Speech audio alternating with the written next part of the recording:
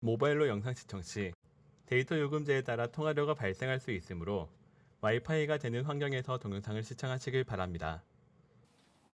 여러분들과 함께 오손도손 미술 얘기를 만들어가는 빨간 장갑 정경실입니다. 반갑습니다. 요즘에 봄 날씨라서 그런지 꽃가루가 날리나 봐요. 제가 이렇게 자꾸 목이 잠기네요. 그래서 들으시는 분이 조금 불편하실 수도 있는데 양해 부탁드리겠습니다. 저번 시간에 이어서 고흐가 그 아르 지방에서 그렸던 그림 보시겠습니다. 프랑스 이제 지도가 나오고 있는데요. 밑에 보이시나요? 아주 그 프랑스의 남부에 있는 도시입니다.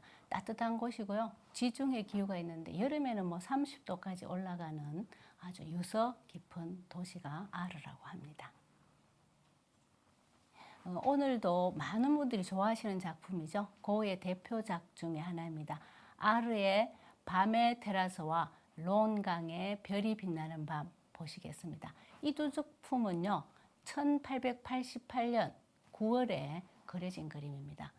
고흐가 2월에 파리에서 아르로 왔으니까 이제 이곳으로 온 지 7개월쯤 지났네요. 소심했던 고흐가 이제 아르에 조금 적응도 해가고 또 그렇게 기다리던 고갱이 온 후에 고흐가 가장 행복했던 시절에 그린 그림이 되겠습니다. 파리에 비하면 아르는 정말 조용한 시골 도시였고 오락거리를 찾아보기가 힘든, 어찌 보면 적막하다고까지 할 수 있는 그러한 전원 도시였다고 합니다. 그림을 그리고 전념하기엔 좋은 곳이었겠지만 고흐와 고갱이 수도사는 아니잖아요. 그래서 나름 취미를 찾았을 텐데요. 고갱은 이제 펜싱도 좋아하고 카드 놀이도 즐겼고 음악도 연주하기도 했는데 고흐는 별 취미가 없었다고 하네요. 그래서 고갱이 이제 펜싱을 즐기는 것을 보고 위험한 장난감으로 전쟁 놀이 하는 것이다 라고 이렇게 펜싱을 아주 폄하하기도 했고요. 음악도 스포츠도 즐기지 않았던 고흐의 유일한 취미는 걷기 그리고 독서였다고 합니다. 근데 어릴 적부터 그 독서량이 어마어마했다고 제가 말씀을 드렸던 것 같아요. 그 정규 교육을 좀 못 받았잖아요. 그 적응을 못해서 결국 이제 가정교사가 와서 홈스쿨링 같은 교육을 받았다 이렇게 말씀을 드렸는데 그 대신에 언어에 아주 뛰어나서 4개 국어를 능숙하게 해서 원서로 많은 책을 읽었다고 합니다. 자, 그 외에도 이제 쓰기, 수다 떨기 이런 것이 취미였다고 하네요. 동생 테오에게나 여동생에게 보낸 편지들을 보면요. 아마 여러분 보셨죠? 편지에 글만 쓰는 것이 아니라 이렇게 자신의 그림 이런 것을 곁들여서 상세하게 얘기를 쓰고 있는 것을 보면 고흐가 글쓰기를 참 좋아했구나 하는 것을 알 수가 있죠.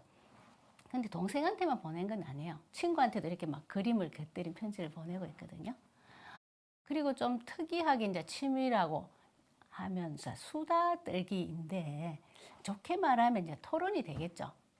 근데 고흐는 자신과 이제 이렇게 의견이 좀 다르면요. 불같이 화를 내고 막 흥분하고 했기 때문에 고흐에게 필요했던 거는 뭐 이렇게 토론이라기보다 자신의 말에 이렇게 맞장구를 쳐주는 이런 영혼의 동반자가 필요했지 않나 생각을 합니다. 하지만 우리가 사랑하는 사람도 이렇게 계속 맞장구 쳐주기 쉽지 않잖아요. 그런데 이제 일반인이 이해하기 힘든 성격의 고흐가 그런 사람을 만난다는 것은 쉬운 일이 아니었겠죠. 그래서 고흐는 나는 사랑 없이는 못 살아 하고 동생이 이제 태우에게 편지를 쓰기도 했는데 제대로 된 사랑을 평생에 한 번도 만나지 못하고 정말 안타깝게 외로움과 고독 속에서 생을 마쳤습니다. 근데 그나마 자신이 이제 읽은 책이나 글, 작품에 대해서 얘기하고 수다 떨기가 가장 좋은 곳으로는 사람들이 모이는 카페가 아니었을까요? 그래서 고흐는 카페에 애정을 가지고 그 풍경을 그렸는지도 모릅니다. 왜냐하면 그 당시 이제 고흐의 그림을 보면요. 자신이 애정을 가지고 있는 장소, 또 좋아하는 사람들을 주로 그렸거든요. 아르에서 밤에 별이 빛나는 레스토랑 테라스에 앉아서 이런저런 얘기를 하는 고우의 모습을 우리가 떠올리면서 그림을 한번 보시도록 하겠습니다. 밤의 카페 테라스라는 제목의 작품인데요. 아주 밝은 카페에서 밤에 사람들이 차를 마시고 있는 평화로운 모습입니다. 여러분, 지난번에 제가 소개드렸던 네덜란드에서 그렸던 고흐의 초기 작품 감자 먹는 사람들 혹시 기억나시나요? 고흐가 많은 습작을 그린 후에 그 공을 많이 들여서 완성한 그림이라고 제가 말씀을 드렸는데, 이 밤의 카페 테라스도요 아주 심려를 기울여서 그렸다는 것을 그 고흐가 남긴 여러 장의 스케치를 통해서 알 수가 있습니다. 그리고 고흐가 그 밤하늘을 그린 그림이 여러 장이 있는데, 이 밤의 카페 테라스가 처음으로 이렇게 하늘을 또 별을 그린 작품이기 때문에 더 공을 들이지 않나 이렇게 생각이 됩니다. 자, 그림을 한번 보시면요. 고흐에게 있어서 밤은 깜깜함이 아니네요. 푸르름으로 보여집니다. 맑고 푸른 밤하늘에 이 카페의 노란 불빛이 반사된 듯한 노란 별들이 이렇게 하늘에 빛나고 있습니다. 별을 한번 자세히 보시면요. 별이 가운데는 노랗고 주변에는 하얗게 표현돼서 마치 팝콘 같은 별들이 하늘에 보여지고 있습니다. 혹시 여러분들 뭐 이런 노란 별까지는 아니라 하더라도 이렇게 푸른 빛이 감도는 맑은 밤하늘 보신 적 없으신가요? 저는 어린 시절에 어디선가 이런 밤하늘을 본 적이 있는 것 같다라는 생각이 들었습니다.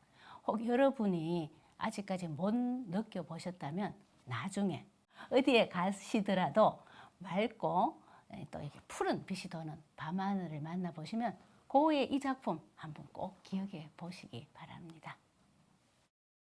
카페에 노란 불빛이 포장된 이제 거리를 비추어서, 우리 이제 거리를 이렇게 포장하고 있는 돌들을 포석이라고 하잖아요. 포석들이 보라, 파랑, 노랑 등 다양한 색으로 보여지고 있네요. 그리고 이제 중앙으로 쭉 이어지고 있는 길은 어둠으로 이렇게 사라져 보이죠. 그래서 끝은 알 수가 없는데, 저 골목에 있는 어두운 건물의 창문에서 노란불이 이렇게 드문드문 새어나오고 있습니다. 밤거리에는 몇몇 사람들이 거닐고 있고, 오른쪽 이제 가장자리를 보면 초록색이거든요. 초록색 그 나무 아래에 조그맣지만 아주 밝은 불빛이 보이시죠? 이 작지만 밝은 불빛이 그림 전체의 균형을 잡고 있는 아주 중요한 역할을 하고 있습니다. 왼쪽을 보시면 카페의 불빛이 환하잖아요. 그래서 그림 전체의 균형이 왼쪽으로 치우쳐질 수 있는데, 오른쪽에 이 아주 작고 밝은 불빛이 그림 전체의 균형을 잡아주고 있는 겁니다.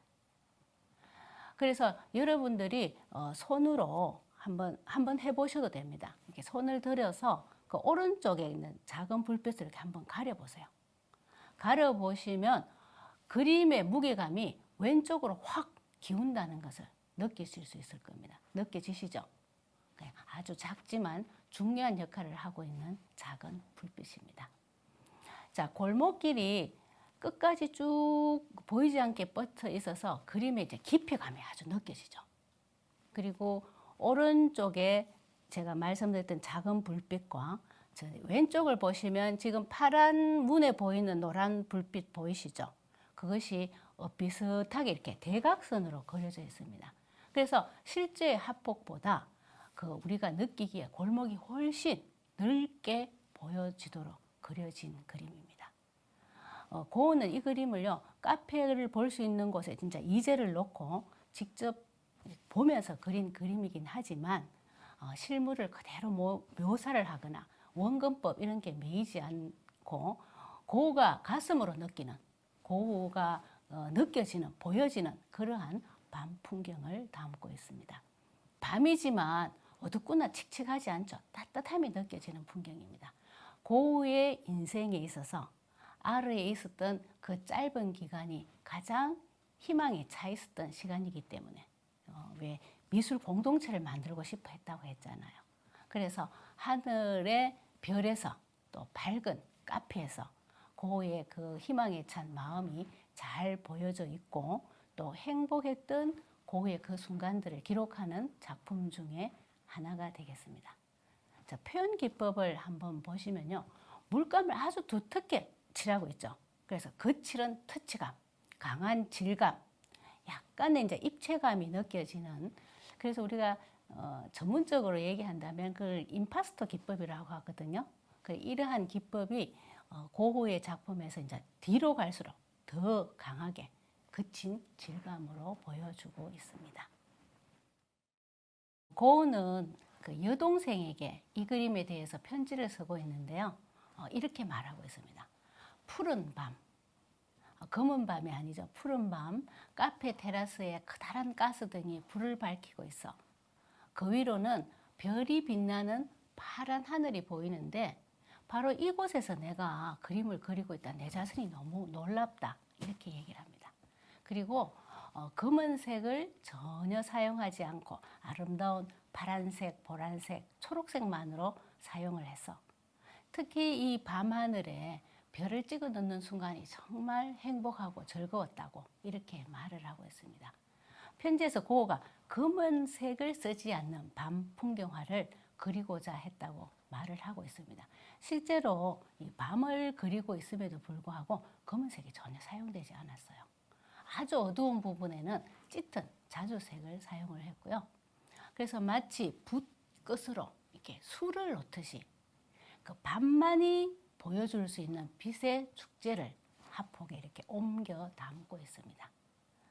1888년에 그려진 이 그림이요. 처음에는 소개가 되지 않다가 고흐가 죽은 이후에 제목이 커피 하우스라고 해서 전시가 되었던 작품입니다.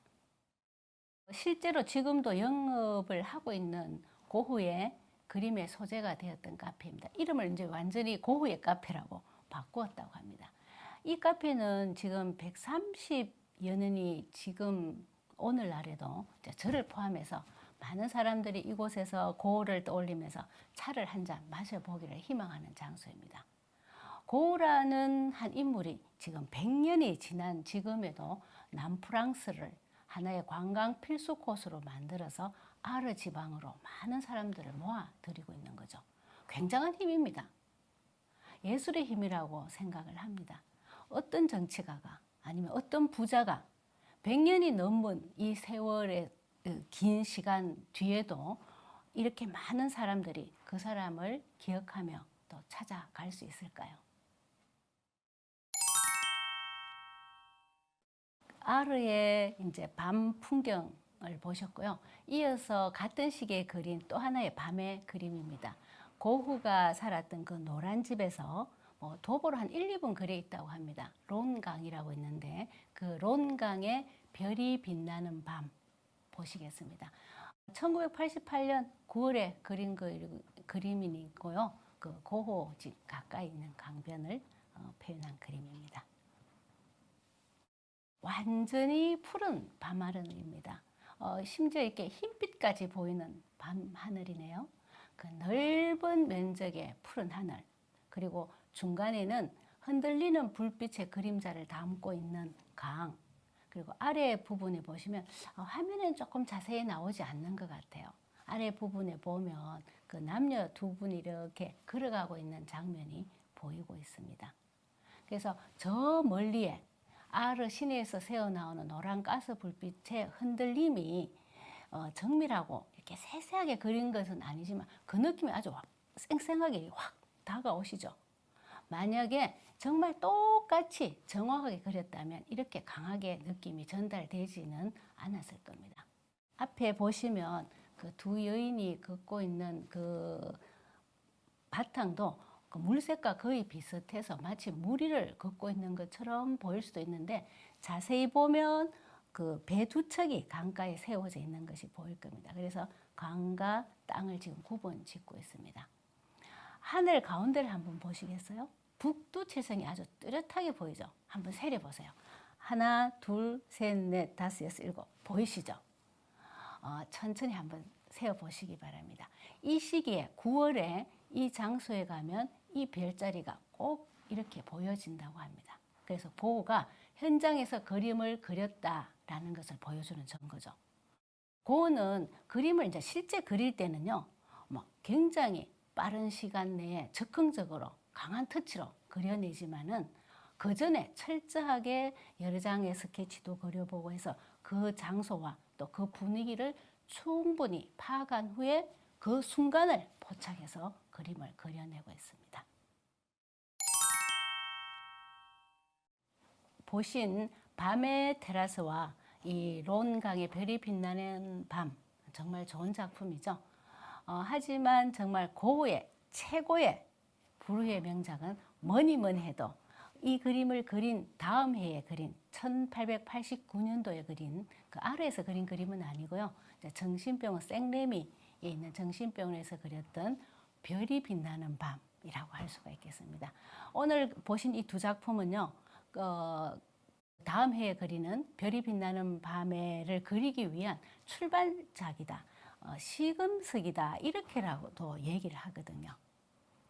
정말로 많은 분들이 좋아하시는 별이 빛나는 밤이라는 작품입니다. 오늘은 이 별이 빛나는 밤 작품 한번 보시기만 하시고요. 다음 시간에 다시 자세히 한번 만나보도록 하겠습니다. 감사합니다.